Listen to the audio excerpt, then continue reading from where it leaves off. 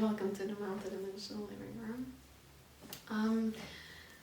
I did a energy reading before this one, and somewhere along the lines I picked up on the energy of classical music. And as I finished the reading, I felt guided, or I felt inspired, or I felt nudged, or I felt directed, or simply I decided to listen to some classical music. And quite specifically, I'm hungry. Quite specifically, it was the sound of cello that I needed, that I felt craving from the inside. And so I found some dark cello music compilation on YouTube. I didn't want to listen to Apocalyptica because I pretty much know the whole discography. I didn't want to know the sound that I'm listening to. I just wanted to let the sound flow through my body. And it did, and I felt it in my chest, and I could feel the movement of the strings inside my body. I don't play cello, I don't play any string instrument. I play drums. But I could sense where in my body each movement is happening. It was such a beautiful experience. I will quickly shuffle all the cards.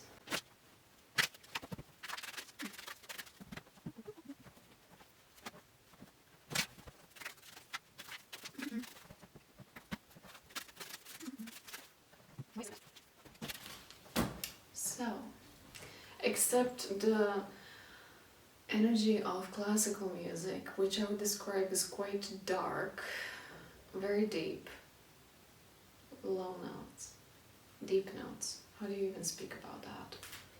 I am not bringing any other clue into this reading, so I'm intending to channel the most beneficial information that you, who's watching this reading, needs to know at this point in time. That's the card that came out, and that is finding love. All is full of love, isn't it? A pure, conscious connection is awaiting you. This card doesn't always represent instant chemistry in an intimate relationship. It could also represent a nourishing platonic bond based on honesty and mutual appreciation. As this card also means finding your true soulmate, be on the lookout as serendipity can bring you an inevitable shift in the air that can form a spark in your love life. A stable and fulfilling connection built on trust and respect can make you fascinated with your other half, but moreover, it helps you reconnect with your true self. So, let's see what's up. I feel like I'm speaking to somebody who has confused itself for a moment. It's as if like your priorities have been a little bit disbalanced. You've been focusing on the wrong things. You've been focusing on things that actually, in the long term, for your soul nourishment, they don't matter. You've been confused. Or somebody persuaded you to believe that something is important while it actually isn't so much. Depends on where you actually want to orient yourself. If you want to really take this sort of a value as an indicator of your value and worth, then so it be, so it is. But then when this fails, or when this is absent in its being, then what, your value is all of a sudden non-existent? Instead of placing your value, not even here, but here, in the middle. So that your value is intact no matter what. It seems as if your focus has been on the external reality that did not match your internal value, and you have confused who has a power in it all. It has destabilized you internally, and it has also removed you from the energy of High Priestess, and that is that you know for yourself. You know where you are, you know what you're doing, you know who you are, you know what you're about. High Priestess has this energy of, I know what I'm doing, and I'm going to do it even if nobody is around to watch it. So I'm just going to do it. But that has been turned upside down. And it seems like it's been recent. It might have illuminated exactly the narrative stories, patterns, something that's been going on for quite some time. But you did not see either that, you saw what happened in the external. So you saw something physical that happened, and you took it for what it is, a physical thing. And you thought that that was the obstacle, but that was actually a manifestation of something that was going on within you. But you have confused yourself, lost sight a little bit. Yeah. There was some sort of like a reluctance of, I'm trying not to use the word separating yourself from the physical reality, because, I mean, we all live in physical reality. But there is this internal level of detachment that is somewhat needed in order to see things from beyond. Like if you really are trying to gain some sort of like a bird-eye perspective for yourself, then physical reality is not physical reality anymore. It's a manifestation of non-physical reality. And then non-physical reality is what is. But there has been some reluctance in basing yourself, in grounding yourself in that understanding. And that isn't an understanding. You see, like if this is an understanding that you get intellectually through mental comprehension, to mental digestion of it, then you're basically persuading yourself into it, which might lead to a lot of confusion and destabilization, and it might be some sort of like a breakage point of reality as you know it. And especially if you remain in the mental realm of it all, it might be very destabilizing. It might make you crazy, let's be honest. So to come to this point of understanding, it's not a mental process. It's not something that you read a book and then you get it. Like to read a book is basically a permission slip of you entering that state organically through your own physical experience, through your own physical body. It is a grounded thing. It goes through your being on all levels.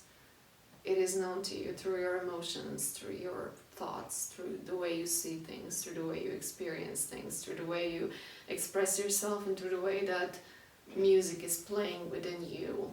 It's through grounding. And maybe that is what you need, to ground it all into your experience. Maybe listening to some cello could be beneficial to you as well.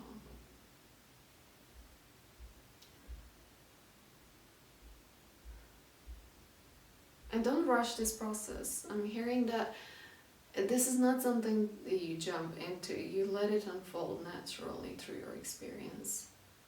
It's like you open yourself up to it, and then it integrates itself into your understanding and into your way of operating as your life energy moves and flows through time and space.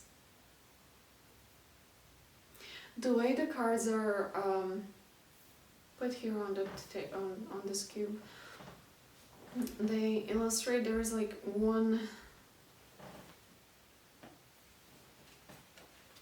Can you see it without me getting up or there? There is like a round knife at the bottom, and then there's one knife hanging from above from this card. And then there are 9 knives from the side on that card.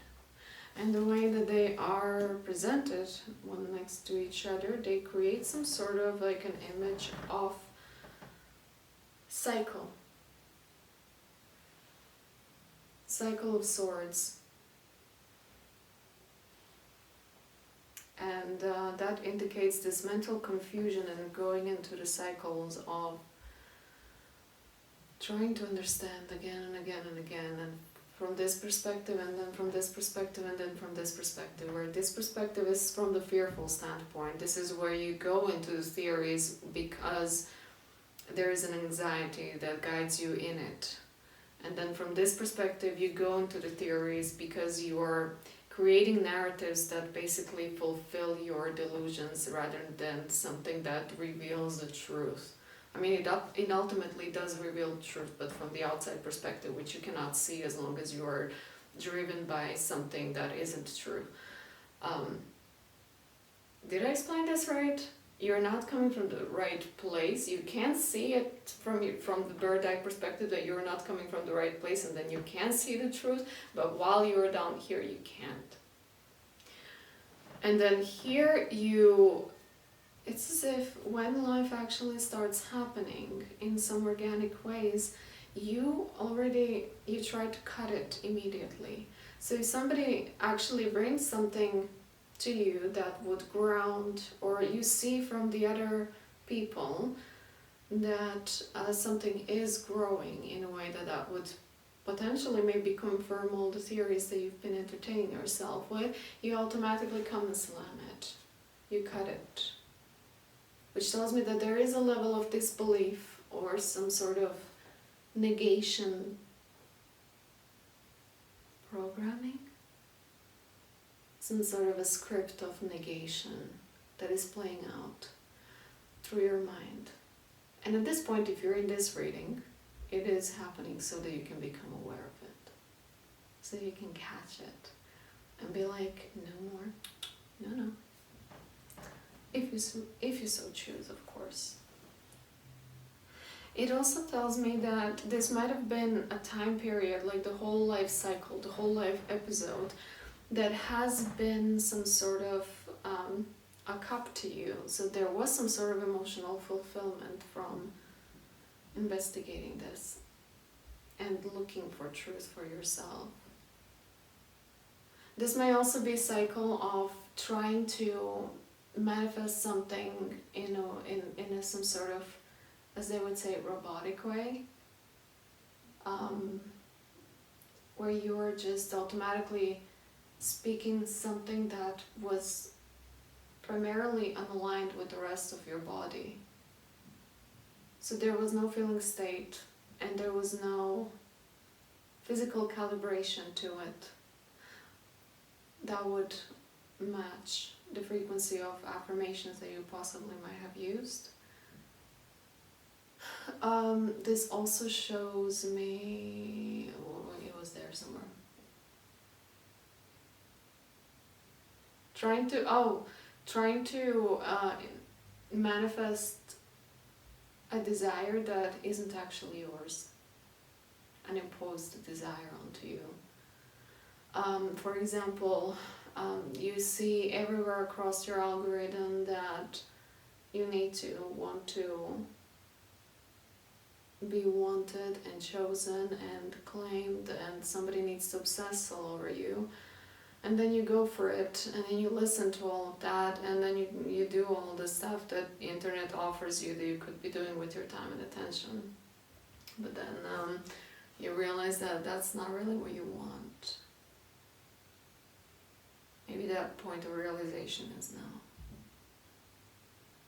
And there is nothing wrong about it. It's just that it shows you what is it that you want, and it maybe shows you that maybe that was not the right way of going about it. It might be the right way if you're totally aligned with it, if every cell of your being is totally in line with what that is and what that does to you as a result of interacting with it, then by all means that might be actually the permission slip or the trigger point of how something inside of you or outside of you changes and brings some wanted results.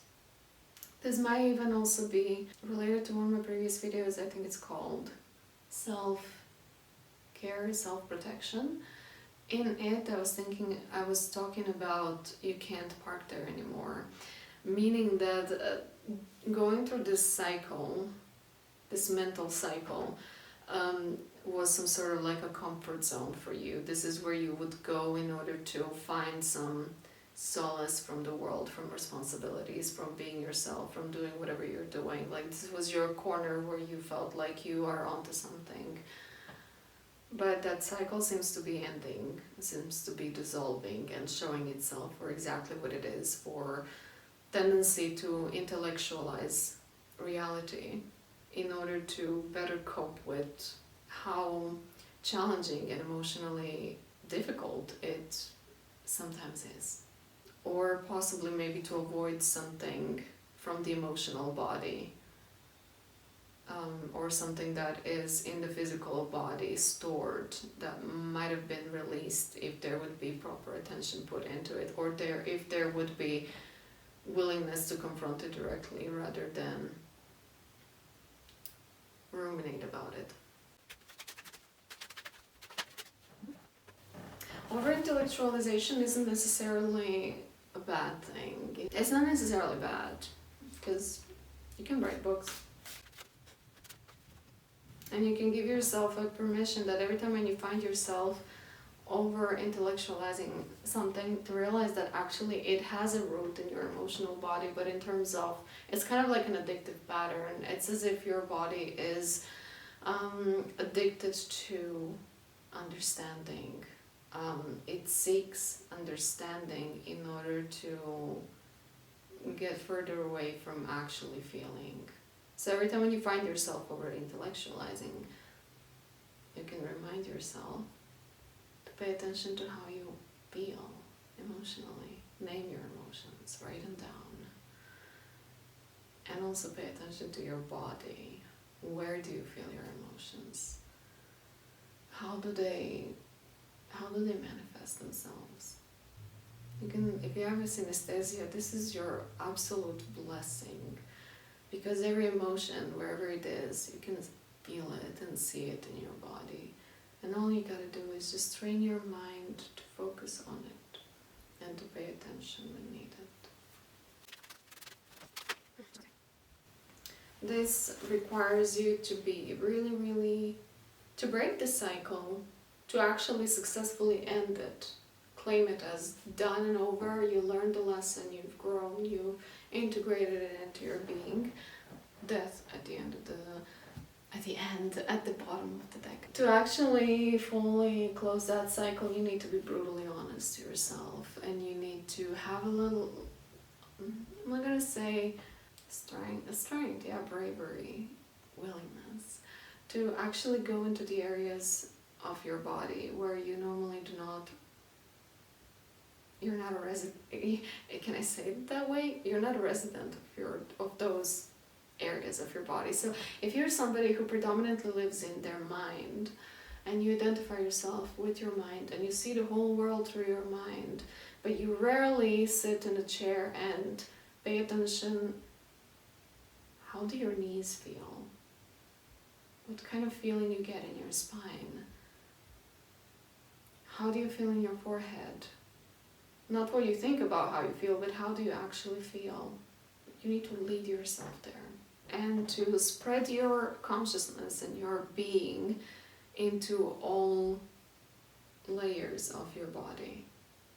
In the physical, in the emotional, in the mental.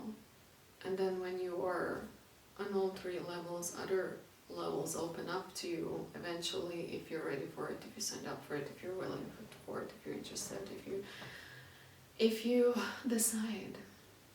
I was first saying this card as a 7 of Pentacles, but now I see it's actually 6 of Pentacles.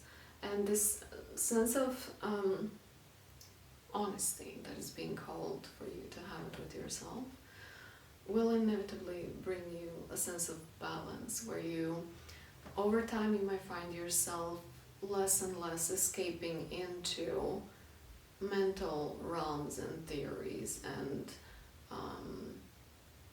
possible frameworks that you could see your life through.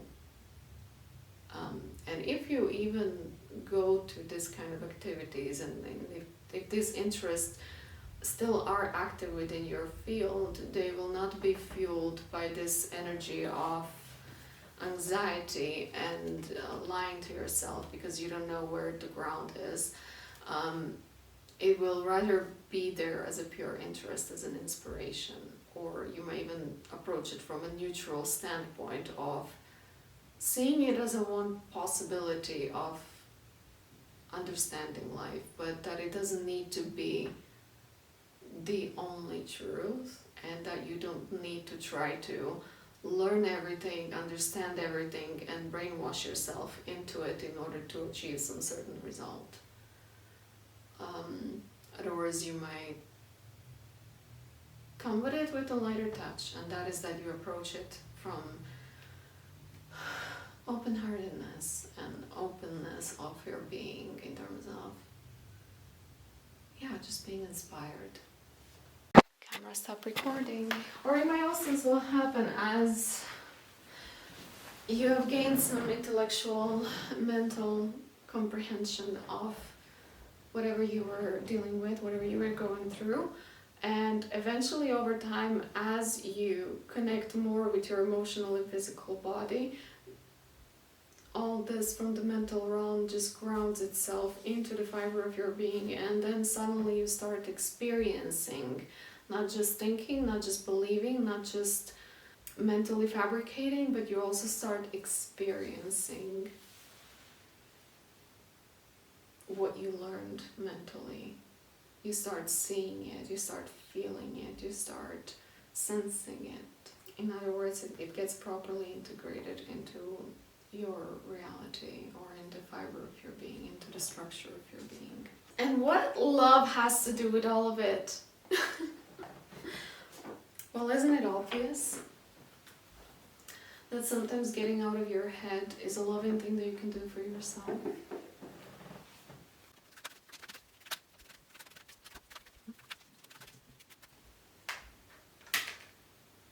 Flexible. Teachability, open-mindedness, being adaptable without compromising what's most important. A tree's roots are solidly planted in the ground, yet its branches can bend in a hurricane, whereas rigid structures, like a building, would come crashing down. Consider how a tree remains supple and secure when everything around it might be in shambles. This is how you need to be right now. Willing to learn new things, teachable, malleable, yet firmly grounded in who you are. Common sense is important, but so is an open mind. Stay curious, stay open, stay aware. At this time, others will be more flexible with you too. Relationship meaning. In every relationship, it is important to be open to new experiences and learning new things. Letting go of rigidity is what's required right now. You don't always have to be right all the time, do you? It's okay to come to a happy compromise. You can still get your needs met. It's a beautiful day when you meet halfway. The appearance of this card in a reading could also signal that you have met someone new who may not be your type, but who will turn out to be so special that you can easily release your old ideas about what sort of a partner is right for you. Be flexible. You'll be happy you made that choice. Even when you have a clear vision of how you're going to manifest something, what will look like, who will share in it, and what will then be available to you, you still need to relax and open up to other possibilities. Spirit might have much better plans for you. It could be a job you hadn't thought of, a new source of money, and some other opportunity that eluded your imagination. Be flexible and remind yourself, this or something better manifests for me now. Then be willing to bend a little. Enjoy the miraculous results. I wish you good luck with this, and thank you for being here, and thank you for liking and subscribing if you resonate.